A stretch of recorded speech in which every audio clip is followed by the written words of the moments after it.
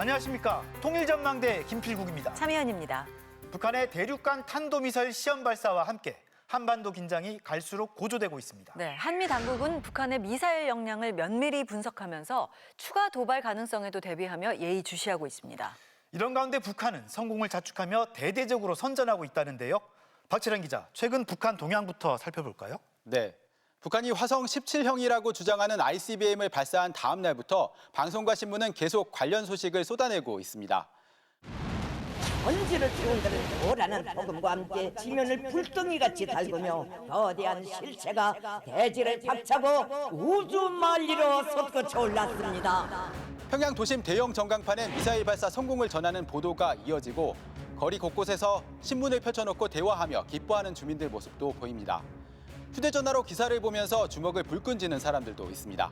술 타러 출근하셨는데 방송으로 깍깍 나오는 소식을 듣고 막 심장이 뛰는 것을 어쩔 수 없었습니다. 영원히 승리만을 아는 이런 천국에서 살게 될 것이라는 뿌듯한 생각으로 가슴이 설레는 것을 어쩔 줄 모르겠습니다. ICBM 시험 발사를 성공했다면서 분위기를 띄우고 있군요. 노동신문은 신형 ICBM 화성포 17형의 발사 성공은 가슴 뻐근하도록 통쾌한 승리라며 분위기를 고취했고요. 발사 현장을 진두지휘했던 김정은 위원장을 찬양하기도 했습니다. 또 자력으로 성능이 향상된 신형 ICBM을 개발했다는 점을 강조하면서 큰 의미를 부여했습니다. 네, 그런데 우리 군의 분석은 북한 주장과는 좀 다른 것 같습니다. 우리 군은 북한이 이번에 쏜 미사일은 화성 17형이 아니라 2017년 시험 발사에 성공한 화성 15형이라고 판단했습니다. 위성 연령상에 포착된 엔진 노즐이 북한이 공개한 영상과는 다르게 4개가 아니라 2개라는 점 등 여러 단서가 화성 15형임을 보여준다고 설명했습니다. 영상 속 김 위원장 그림자는 오전 시간대 방향인데 실제 발사 시간은 오후라는 점도 근거로 제시했는데요. 화성 15형을 발사해놓고 최근 테스트를 했던 화성 17형 발사 영상을 재편집한 것으로 보인다는 겁니다. 네, 화면이 조작됐을 가능성이 있다는 건데요. 그렇다면 북한이 이렇게까지 하는 이유는 뭘까요? 북한은 2월 말과 3월 초 화성 17형 시험 발사를 했고 3월 중순에도 쐈는데 그때는 실패했습니다. 당시 미사일이 공중에서 폭발하는 걸 평양 주민들이 지켜본 것으로 파악된다는데요.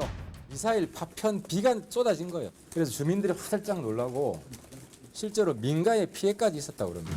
민심 위반까지 고민해야 하는 상황이 되자 8일 만에 서둘러 이미 검증된 화성 15형을 쐈다는 겁니다. 하지만 일부 전문가들은 미사일 궤적 등을 살펴봤을 때 화성 17형으로 볼 수 있다고 밝히기도 했고요. 2017년 발사 때와는 달리 이번엔 이동식 발사 차량에서 바로 미사일을 쏘는 등 북한의 미사일 위협이 더 커졌다는 분석도 제기됐습니다. 네, 북한이 추가 도발에 나설 거란 우려도 나오고 있죠. 네, 핵실험을 재개할 수 있다는 관측도 있고 조만간 또 미사일을 쏠 가능성도 배제할 수 없습니다. 지난해 SLBM을 발사했던 824 영웅함이 정박한 함경남도 신포조선소에서도 특이 동향이 관측되는 등 다양한 형식의 도발에 나설 거란 관측도 제기되는데요. 우리 당국은 북한이 또 ICBM을 발사할 경우 미국 전략자산의 한반도 전개를 검토하는 등 강력 대응에 나설 방침입니다. 지난달 30일엔 우리 기술로 개발한 고체 연료 우주 발사체 시험 발사도 성공했는데 향후 군 정찰용 위성 등 발사체 개발에도 탄력이 붙을 전망입니다. 네, 오늘은 4월의 첫 주말인데요.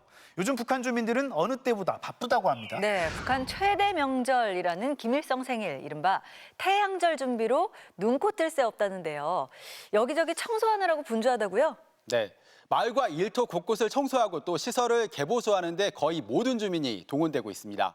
많은 단위들이 범철 위생골관에 들어서면서 겨울난 흔적을 말끔히 가시고 거리의 풍치를 돋구기 위한 사업을 활발히 전개하고 있습니다. 북한에서 3, 4월은 봄철 위생월관으로 대청소가 벌어지는데요. 구획을 정리하고 도로나 화단을 정비하는 작업까지 전방위적인 사업이 펼쳐지고 있습니다. 외부 환경뿐 아니라 신체 위생과 몸 단장도 관리 대상이라는데요. 옷차림과 머리 단장도 사회주의 생활 양식에 맞게 거상하고 단정하게 하고 다니도록 해서 올해 봄철 위생월관 사업은 특히 태양절을 막기 위한 투쟁이라며 중요성을 더욱 부각하고 있습니다. 네, 올해 이른바 태양절 준비를 정말 대대적으로 하고 있나 봅니다. 네, 북한은 김일성 생일인 4월 15일을 즈음해 대규모 인민예술축전을 개최하는 등 각종 행사를 준비 중인데요. 축전은 4월 10일부터 18일까지 수도의 극장 회관들에서 나뉘어 진행되며 여술 축전도 있게 됩니다. 김일성 광장에선 열병식을 준비하는 것으로 추정되는 대규모 인파가 위성사진에 잡히기도 했습니다. 지난달 말엔 평양 미림비행장 인근 열병식 훈련장에서도 10,000명에 육박하는 병력이 포착됐었는데 이제 본격적인 예행 연습에 돌입한 거란 분석입니다. 네. 올해가 5년, 10년 단위로 꺾어지는 해, 정주년이라면서요. 네, 북한은 정주년에 특히 행사를 크게 했었는데요. 올해 김일성 생일은 110주년이 되는 해로 북한은 일찌감치 행사를 성대하게 치르겠다고 공언해 왔습니다. 또 오는 11일은 김정은 위원장이 당 제1비서에 추대된 지 10년이 되는 날이고 25일은 조선인민혁명군 창건 90주년이 되는 날이기도 한데요. 북한의 굵직한 기념일이 집중돼 있어 이런 기념일을 전후로 도발에 나서거나 내부 결속을 도모하는 행사를 벌일 거라는 관측도 제기됩니다. 네, 박 기자 잘 봤습니다.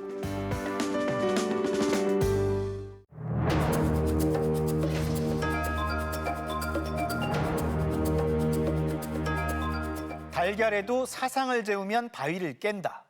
사상과 정신력의 힘을 강조하는 북한의 표어입니다. 네, 북한은 이런 선전으로 주민을 선동하면서 체제를 지켜오고 있는데요. 최근 선전 부문의 간부들을 한자리에 모아서 재교육 강습회를 열었다고 합니다. 외교적, 군사적, 또 경제적 위기를 사상교육, 선전, 선동으로 극복하려는 북한의 움직임을 최유찬 기자가 살펴봤습니다. 조선노동당 제1차 선전부문 일꾼 강습회가 4.25 문화회관에서 시작되었습니다. 혁명의 나팔수, 사상 전선의 기수라는 큼직한 표어 아래 선전 선동부문 간부들이 6,000개의 좌석을 꽉 채웠습니다. 선전 선동부 일꾼들, 성중앙기관 당 책임 일꾼들과 기관, 공장, 기업소, 협동농장의 선전 일꾼들, 혁명사적부문 일꾼들. 북한의 선전 선동 체계는 노동당 최상층부부터 모든 기관, 군대, 직장, 거주지, 학교 할 것 없이 체계적이고 촘촘하게 조직돼 있습니다. 타가소 아기들부터 은퇴한 노인까지 전 주민이 대상입니다. 북한의 모든 미디어, 출판, 예술, 공연, 교육, 심지어 논두렁 밭두렁과 공사장까지 당의 사상과 방침을 전달하는 선전 체계는 물샐 틈 없습니다. 각 당 조직의 기층 조직으로 내려가는 모든 조직 체계 내에 다 심어져 있습니다. 그래서 예를 들면은 도당으로 내려가면 도당위원회 안에도 역시 선전선동 비서와 선전선동 관련 부서가 있고 또 시당, 구역당, 군당, 그다음에 리당까지도 다 선전선동 관련 부서들이 다. 당 간부에서 채말단 선동원, 예술 선전대까지 모두 관할하는 선전선동부는 노동당의 핵심 중 핵심으로 실세 김여정과 현송월 등이 이 부서의 부부장들입니다. 인사 문제를 관장하는 조직지도부 다음으로 가장 힘이 센 부서가 선전선동부고요. 거기서 중요한 사상교육과 관련된 이데올로기와 관련된 중요한 모든 것을 다 결정을 한다고 보면 됩니다. 북한이 선전 분야 간부들을 평양으로 불러들여 강습회, 즉 재교육을 실시한 건 이번이 처음입니다. 김정은 위원장은 서한을 보내 직접 선전 선동의 내용과 방법, 잘못된 사례와 극복 방안까지 시시콜콜 지적하면서 선전 일꾼들이 잡음 없는 증폭기가 돼야 한다고 주문했습니다. 김 위원장의 지시는 크게 3가지. 당과 수령에 대한 위대성, 충실성 교양, 반사회주의 투쟁, 그리고 선전 선동 방법의 혁신입니다. 주민들이 당과 수령의 위대함을 느끼도록 선전해서 고마운 마음으로 충성하고 일도 열심히 하라는 겁니다. 김정은 위원장과 노동당의 업적, 인민 사랑, 복지 제도 등에 대한 선전도 강조합니다. 자라나는 새 세대들에게 국가의 책임과 부담으로 교복을 만들어 입히고 신발을 신겨주며 우리가 만든 책가방에 우리가 만든 학습장과 학용품을 넣어 메워주자고 하는 것도 사람들의 머릿속에 침습하는 반사회주의, 비사회주의의 잡귀신을 날려보내는 데서 기본은 당 선전 사업이라고 밝히시었습니다. 사회주의를 좀먹는 사상적 변질 요소를 중병에 비유하면서 간부들은 수술칼로 잡사상을 도려내는 명의가 돼야 한다고 강한 어조로 주문했습니다.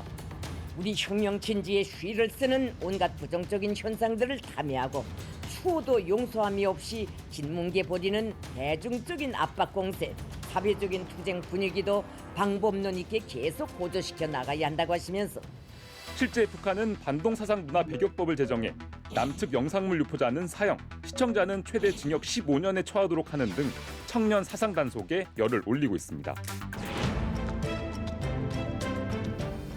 김 위원장은 선전 활동에서 형식주의, 즉 도식성을 근절하고 최신 과학기술, 미디어 기법을 획기적으로 받아들이라면서 그 모범 사례로 TV를 들었습니다.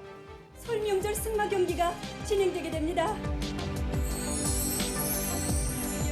일반 프로그램은 물론 심지어 최고 지도자의 모습까지도 기존의 엄숙성을 탈피해 영화 예고편이나 뮤직비디오 기법으로 영상화한 것이 북한 내에서 좋은 평가를 받은 것으로 보입니다.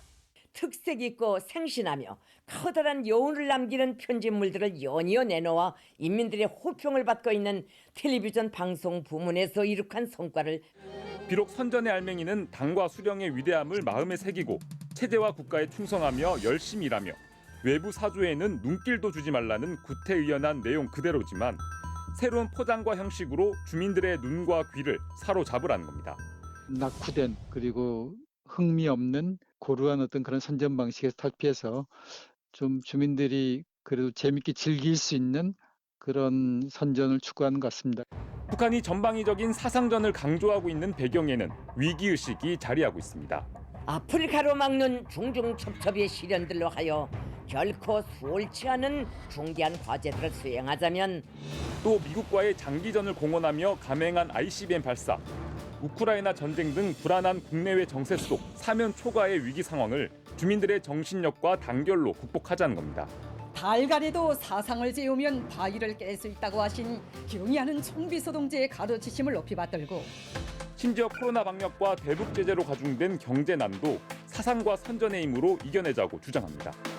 선전 선동에 대한 북한의 집착은 현 상황에서 유일하게 동원 가능한 자원이 바로 주민들의 충성과 노력뿐이라는 한계를 말해줍니다. 미사일을 발사하는 성과만을 강조하고 실질적으로 경제적인 삶은 나아지지 않는 이 두 가지가 굉장히 간극이 점점 넓어지고 있는 거거든요. 그래서 이런 간극을 주민들이 과연 얼마나 더 인내할 수 있는가, 이게 굉장히 중요한 부분이거든요. 70여 년 강력한 물리적 사상적 통제로 주민들의 불만을 잠재워온 북한. 이번에도 사상 통제를 통해 주민들의 동료를 또다시 잠재우고 위기를 극복할 수 있을지 주목됩니다. 통일전망대 최유찬입니다.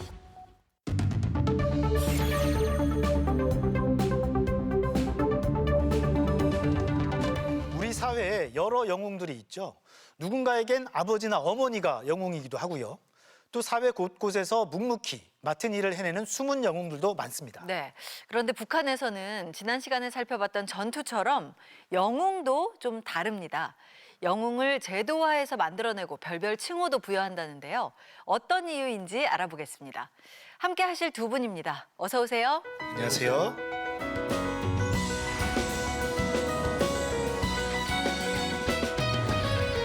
네, 조충희 씨는 속도전 청년 돌격대셨잖아요. 그러면 북한에서는 한 영웅급 되는 거 아니었나요? 예, 영웅급은 아니고요. 훈장은 정말 셀 수 없이 많이 받았습니다. 뭐 한번 이제 기념일 때마다 훈장 달고 나가면 이렇게 앞가슴이 꽉 찼거든요. 여기저기. 훈장은 정말 많이 받았는데 영웅은 아니었습니다. 네. 북한은 아예 영웅이라는 칭호를 국가에서 부여하는 그런 제도가 존재하거든요. 아주 어려움, 극심한 어려움을 극복하고 어떤 일을 해낸 모범적 사례의 사람들을 보통 영웅이라는 칭호를 부여하게 됩니다. 영웅이 내 마음속에 있는 게 아니라 국가가 정하고 공식적으로 칭호도 수여한다는 거잖아요. 어떤 이유 때문일까요? 사회주의 국가권에 있는 나라들이 보통 이런 영웅 제도를 갖고 있는데 자본주의 사회는 자기가 노력한 만큼 어떤 보상을 받는 사회라면 사회주의 국가는 그렇지가 않다 보니까 동기를 일부러 만들어내는 어떤 장치라고 할 수가 있겠습니다. 네. 그래서인지 남한에서는 사실 영웅이라는 말을 잘 쓰지는 않았었어요. 그렇죠. 그런데 요즘에는 영웅이라는 이름이 있어가지고. 세상 가장 큰 그대 우산이 될게. 잘 압니다. 그 트롯에서 1등한 그 가수인데 이름은 이제 영웅이어서 네. 참 영웅이 되고 싶은 모양이다. 이제 그렇게 생각을 했거든요. 사실 북한에서 한때 이제 학교 이름이 영웅으로 뭐 어느 영웅 학교, 뭐 이수복 영웅 고등중학교 뭐 이렇게 이제 영웅으로 유행한 적이 있는데 사람 이름에는 그 영웅이라는 이름을 쓰지 않습니다. 네. 북한에는 이제 크게 영웅이라는 게 두 종류가 있다고 보시면 되는데요. 제일 이제 좀 윗급에 있는 게 공화국 영웅입니다. 보통 뭐 전쟁이라던가 대남 첩보 활동이라든가 군사 훈련이라든가 이렇게 공을 세웠거나 뭐 목숨을 희생해서 공을 세운 이런 사람들에게 부여되는 게 공화국 영웅인데 그 밑에 단계 이제 노력 영웅이라고 있어서 각 분야에서 굉장히 각고의 노력을 해가지고 오랜 기간 동안 어떤 업적을 이룬 사람들에게 노력 영웅의 칭호를 부여하게 됩니다. 북한에서는 어떤 영웅이 좀 유명합니까? 정말 다양한 이제 별의별 영웅이 다 있는데요. 건설 영웅, 농민 영웅, 뭐 그다음에 과학자도 있고 우사, 교수, 운동선수, 체육 선수도 이제 뭐 그 마라톤에서 1등했던 정성호 선수 같은 것도 노력 영웅 됐거든요. 그다음에 운전사, 운전 영웅도 있고요. 개똥 영웅도 있습니다. 이 아저씨가 개똥, 소똥 이런 것들을 이제 너무 많이 마서 1년에 한 10톤씩 한 10년 동안 먹으니까 그게 이제 그 업적으로 쌓여가지고 영웅 받았는데 사람들이 이제 개똥 영웅 했죠. 그 노력 영웅 2번 한 사람도 있거든요. 진짜요? 예, 이중 영웅이라고 보통 부르는데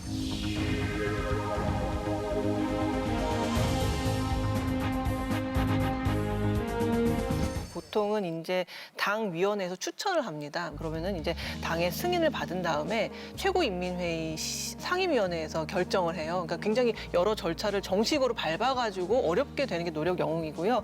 기본적으로 뭐 김정일 생일, 김일성 생일, 뭐 당 창건일 이렇게 국가의 주요 명절 때 보통 이런 영웅들을 발표하게 됩니다. 네. 북한 TV에서는 영웅을 소개하는 특집 프로그램도 자주 방송하는데요. 노력 영웅은 어떤 사람들인지 화면 볼까요? 첫째 조선의 첫 수소탄 시험 완전 성공. 조선중앙TV 간판 리춘희 아나운서네요. 네, 김정일 위원장한테 기백이 있는 목소리다 하고 이제 평가받았고 그 아나운서로서 이제 또 노력 영웅 칭호를 또 받았습니다. 북한은 사회주의 국가잖아요. 이제 노동자 계급이 지배하는 사회란 말이죠. 그렇다 보니까 노동은 항상 신성한 것으로 이제 간주가 됩니다. 그래서 만약에 편하려고 하거나 노동을 기피하면 법적으로 처벌까지 받거든요. 그만큼 성실하게 이제 헌신적으로 일하는 노동자를 모범으로 만들어서 그들을 굉장히 존경하게 만드는 공적인 제도가 이 영웅 제도라고 할 수가 있겠습니다. 네, 이번에는 평양의 산부인과입니다. 모성 영웅 칭호가 수여된 산모가 있는데요. 뭐가 다른가 했더니 10번째 자식을 낳았다고 합니다. 지난 9월에 또다시 이 작은 가슴에 영웅의 금별 메달을 달아주셨으니 단순히 자식을 많이 낳았다고 해서 모성 영웅이라는 칭호를 주지는 않았을 거 아니에요. 북한도 저출산이 문제거든요. 요즘 출산율이 한 1.9명 정도 되는데 기술도 자원도 좀 별로 없다 보니까 노동력이 되게 중요한데 아이를 잘 안 낳으려고 하니까 그게 고민이겠죠. 그렇다 보니까 당에서 출산 장려책을 펴기 위해서 이렇게 아이를 많이 낳아라라는 식으로 이제 선전하기 위해서 이제 모성 영웅이라는 칭호를 부여하게 된 것입니다. 뭐 자식 한 명 키우는 것도 사실 쉽지 않은데요. 10명을 낳는다는 게 참 대단하긴 합니다. 네. 근데 노력 영웅 아무나 되는 건 아닐 텐데요. 노력을 얼마나 해야 되는 겁니까? 사실 거의 뭐 슈퍼맨 수준으로 이제 노력을 해야 되는데요. 예를 들어서 운전기사가 이제 영웅이 되려고 하면 그 5만 킬로를 무사고로 주행하면 빨간 별에다 5만 킬로라고 써서 주는데 이거 한 50개 정도는 받아야 됩니다. 그래서 50개 받으려면 250만 킬로? 한 30년 동안 자기 거 차 안 바꾸고 고장 안 내고 정말 한 건의 사건 사고도 없어야 이제 영웅이 되는데 이게 사실 그 사람이 할 짓이 못 됩니다. 그렇죠. 진짜 이건 슈퍼맨 정도는 돼야 노력 영웅이 될 수 있고요. 뭐 외화벌이 사업소 같은 데서 좀 쉽게 100만 달러를 이제 국가에다가 바치면 영웅을 주거든요, 노력 영웅. 근데 사실 뭐 100만 달러 있으면 영웅 안 하는 게 낫죠. 네. 영웅들 이야기는 북한 주민들에게 모범을 따르게 하는 소재로도 활용되는데요. 네. 그 수단 중 하나가 방송이라고 합니다. 네, 북한 TV는요, 이 노력 영웅을 소개하는 프로그램들을 끊임없이 편성하는데요. 화면으로 만나보시죠. 네, 올해 1월 노력 영웅 칭호를 받은 여성입니다. 수백 리 떨어진 채석장에서 돌을 캐내서 랭습지와 수록론을 이약하게 개량하던 나날을 잊을 수 없다고 합니다. 방송에서는 이 여성이 어떻게 곡식 생산량을 늘릴 수 있었는지를 자세하게 소개합니다. 이 여성을 따라서 노력하라는 거죠. 북한에서 이런 방송 보면 나도 저렇게 해봐야겠다 그러셨어요? 해봐야 되겠다기보다는 왜 저러지? 그러니까 이제 좀 적당히 했으면 좋겠는데 그런 생각을 더 많이 하게 됐던 것 같습니다. 사실 그 영웅 하느라고 고생하는 것보다는 그냥 사는 게 낫습니다. 네. 한 사람이 너무 열심히 하면 그 주변의 분위기가 안 좋잖아요. 그러니까 어떤 이제 연대의식이 좀 깨지기도 하고 희생을 강요하는 어떤 제도로 자리매김하고 있기 때문에 그냥 자기 자리에서 묵묵히 자기 일을 평생 하는 이런 숨은 영웅들을 찾자. 그러니까 모범 사례를 제시하고 너희들도 이렇게 따라해라라는 것을 방송을 통해서 이제 계속해서 선전함으로써 결국은 당의 목표를 달성하기 위한 것이라고 할 수가 있겠습니다. 네. 지금 말씀하시는 거 들어보니까 노력 영웅이 되는 게 진짜 쉽지가 않을 것 같은데요. 쉽지 않은 만큼 대우도 남다를 것 같습니다. 네, 그렇죠. 일단 노력 영웅 되면 좀 이제 일정 정도 고위급 간부들하고 이제 같은 그런 혜택을 받거든요.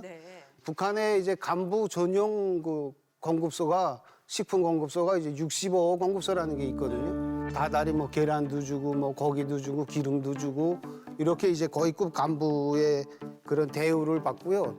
병원에 가서 치료받을 때도 그 진료과라고 따로 이제 간부들 치료하는데 거기서 이제 치료를 받을 수가 있습니다. 그래서 버스나 기차 탈 때도 줄 안 서고 따로 서 있다가 제일 먼저 이제 탈 수 있고요.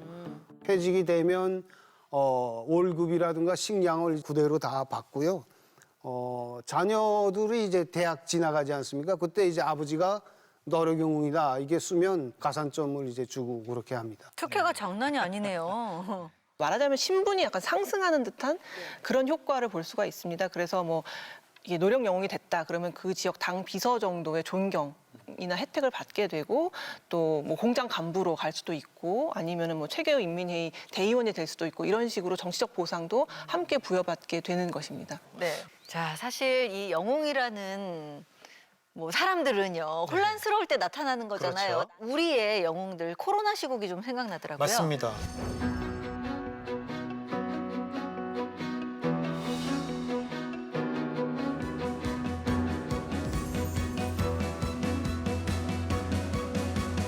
네. 2년이 훌쩍 넘는 시간 동안 묵묵히 맡은 일을 하셨던 의료진들 그리고 자원봉사자들 또 공무원들도 있었죠. 네.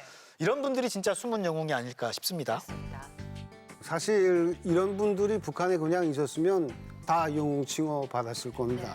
북한 주민들도 국가의 강요에 의해서 이렇게 이제 일하는 것보다는 좀 자율적으로 노동할 수 있는 그런 사회가 더 좋지 않나 그렇게 생각이 됩니다. 네. 영웅이라는 게 자기는 어떤 선행을 베풀었거나 의도하지 않았는데 남을 굉장히 이롭게 했을 때 우리가 영웅이라고 이제 부르는 건데 북한은 선전하는 걸 보니까 좀 북한 사람들 너무 피곤하겠다라는 생각도 들고 좀 자발적으로 편안하게 자기의 어떤 동기부여를 통해서 일할 수 있는 사회가 됐으면 좋겠다는 생각이 듭니다. 네. 북한의 영웅 이야기를 나눠봤더니 우리 주변에 눈에 띄지 않는 숨은 영웅들은 없는지 한번 되돌아보게 되는 계기가 된 것 같습니다. 네, 언제부턴가 숨은 영웅들의 헌신을 당연하게 여기게 되진 않았나 싶기도 한데요. 지금도 묵묵히 일하고 있는 우리 사회 숨은 영웅들에게 감사의 마음을 전합니다. 오늘 도움 말씀 고맙습니다. 감사합니다.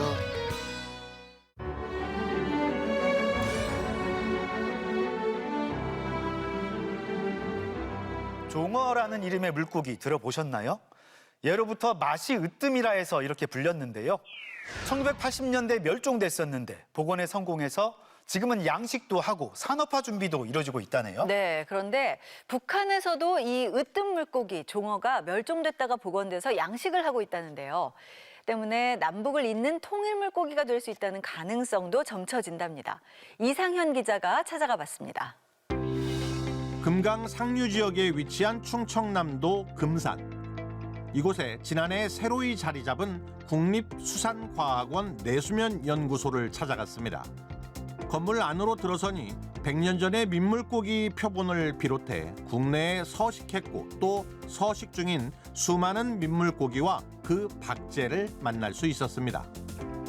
우리 이 금강에 있는 아니면 우리나라 내수면에 있는 물고기들을 전시를 해서 학생들이라든지 외부에서 오시는 분들이 우리나라에 어떤 물고기들이 살고 있는지를 보실 수 있게끔.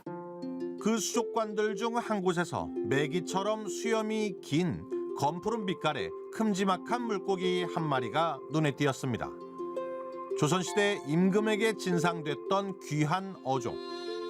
물고기 중 맛이 으뜸이란 뜻에서 종어라는 이름이 붙여졌고 값이 비싸게는 집 한 채 값, 일제시대엔 한 달 봉급과 맞먹을 정도였다는데요. 과거 금강과 한강, 북한의 대동강과 청천강, 중국의 양쯔강과 야오어강 하구 등 주로 동북아의 큰 하천에서 주로 잡혔습니다. 금강과 한강에선 요메기나 여메기, 대동강에선 레메기나 워메기로 불리기도 했는데요. 남핵과 하구뚝 건설로 인한 서식지 파괴로 국내에선 1980년대 초 멸종됐다가 2000년대 들어 중국에서 같은 종의 어미를 들여와 복원에 성공했습니다. 역시 종어가 멸종됐던 북한에서도 중요한 수산자원이라는 인식하에 우리보다 먼저 중국의 동일종으로 종어를 양식해온 것으로 전해졌습니다. 이 때문에 종어는 향후 또 하나의 남북 협력 산업으로 발전될 가능성이 점쳐집니다. 종어가 우리한테 친근한 어종이 되기 위해서는 우리가 친어를 계속 재활용하기가 힘드니까 북한의 친어를 저희가 공급을 받아서 그 친어를 가지고 이제 종묘 생산을 한다면 가장 빠른 방법이겠죠. 2004년 처음으로 국내 양식에 성공했던 종어는 금강과 한강 유역의 지방자치단체와 어민들에게 분양됐고 2017년엔 방류됐던 금강 하류에서 40여 년 만에 처음으로 자연 포획되기도 했습니다. 지금까지 40여 마리의 종어가 재포획됐지만 완전한 자원으로 회복되기까지는 아직 갈 길이 멀다는데요. 그 자원 회복 노력이 한창인 곳으로 향해 봤습니다. 이 충청남도 민물고기 센터에서는 현재 10여 개 종류의 민물고기들을 배양하고 보급하고 있다는데요. 그중에 종어도 800여 마리가 있다고 합니다. 그 종어가 있는 곳으로 한번 찾아가 보겠습니다. 철갑상어 같은 보호 어종들이 대량으로 사육되고 있는 곳. 그중 한 건물에서 요즘 산란을 많이 한다는 10살쯤 된 어미 종어들을 만날 수 있었습니다. 이 애들이 성질이 예민해요. 아, 예민하다. 그래가지고 조금만 스트레스 받으면 체색이 변해버려요. 변하면서 치가 막 벽이고 어디고 가서 막 뒤져봐도. 그러다가 그것도 못 이기면 그냥 기절해버려요. 그렇게 예민하고 이러다 보니까 서식 환경이 악화되고 그러니까 멸종돼요. 비늘이 없어 점액으로 자신을 보호하면서 원래는 모래와 진흙이 깔려있는 탁한 강 바닥에서 산다는 종어. 어미종어 옆쪽엔 2~3살짜리 어린 종어들이 특유의 힘을 자랑해대며 이곳저곳을 오갔고 또 다른 쪽에선 지난해 태어난 새끼, 치어들이 귀엽게 물속에서 놀고 있었습니다.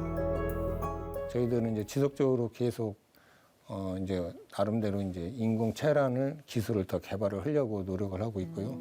이제 앞으로는 이제 자원을 이제 회복을 시켜서 이제 그 옛 명성을 이제 회복을 시키려고 하고 있고 또 양식을 산업화로 하는 유도를 하려고 해서 이런 산업화 움직임이 최근 그 발동을 걸었습니다.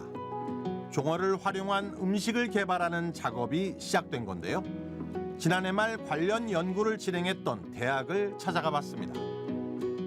맛소금식으로 이제 뼈를 이제 갈아서 만들고 또 이제 곰탕식으로 이제 그 종어 곰탕해서 칼국수나 이런 거에 먹을 수도 있고 또 곰탕 자체로 먹을 수도 있게끔 이런 식으로 또 만들어 보고요. 그러니까 전체를 다 쓴 거예요. 여기 종어의 머리 끝에서 발끝까지를 다 제품화를 한번 해본 거예요. 탕이나 찜 요리에다 회무침에 장아찌, 고추장, 간장 등 모두 14개의 종어 메뉴를 개발한 연구팀은 일단 맛에 놀랐습니다. 정말 쫄깃쫄깃하고 예. 그래서 부셔지거나 이렇게 푹 되는 게 아니라 이제 찰지다는. 필수 아미노산과 지방산, 항산화 물질 같은 영양 성분 역시 참치, 메로 같은 고급 어종보다 훨씬 풍부해 고부가 가치 산업으로의 가능성을 높게 보고 있습니다. 면역과 관련돼서 다들 이렇게 힘든 시기이기 때문에 면역 관련한 음식에 대해서 관심이 많은데 종우가 이제 그런 것을 또 한 축으로 갖고 있고 근데 뭐니 해도 음식은 맛이 없으면 또 사람들이 먹을 수 없잖아요. 근데 굉장히 맛이 있어요. 산업화를 거치며 잊혀지고 없어졌던 한반도의 토종 물고기 종어. 우리네 밥상을 넘어 남북을 잇는 통일 물고기로 키워지길 기대해 봅니다. 통일 전망대 이상입니다.